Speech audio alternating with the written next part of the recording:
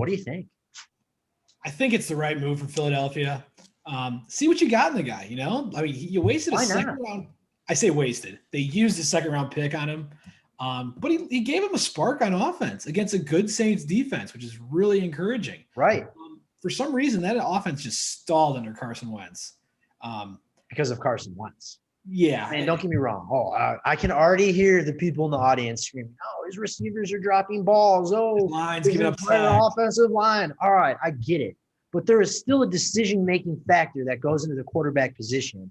And Carson Wentz was either A, trying to do too much, or he lacks that little voice in his head that says, don't do that. Get rid of the football. Yeah, but I mean, like, he's done it. He has performed well before, which is kind of why it was a little weird this year. And now they're kind of like stuck with this mega contract. Oh, because what was that contract? 100 million? 100 plus million, right? I believe the entire amount was for over 100. But yeah, it's like not movable. So you got to figure out if Hurts is kind of the answer. Are we going to go back to Wentz? Do we need to draft another quarterback? So I do like this. You don't really know what you have with Wentz, but you have some idea. Let's see what you have in Hurts, and then you can kind of make a decision going forward. Yeah, and I mean, here's the thing I don't understand. Okay, explain this to me. Is you give a guy $100 million contract, and then you take a quarterback in the second round? Yeah. I feel like wheels are still spinning here, because if you had any form of doubt that this was not your guy, why did you give him a $100 million contract?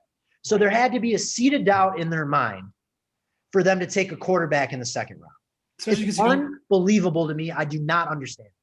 It was very confusing. It'd make more sense if it was after this year with Carson struggling. Like, okay, maybe you're really not thinking of it. Now let's get someone else in there.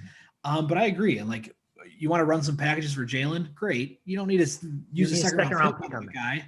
Yeah. So you kind of need to pick which lane you're in. You're committed to Carson, or we're rebuilding with this new guy. I don't envy them at all in their quarterback, because they're going to have some hard decisions to make this offseason.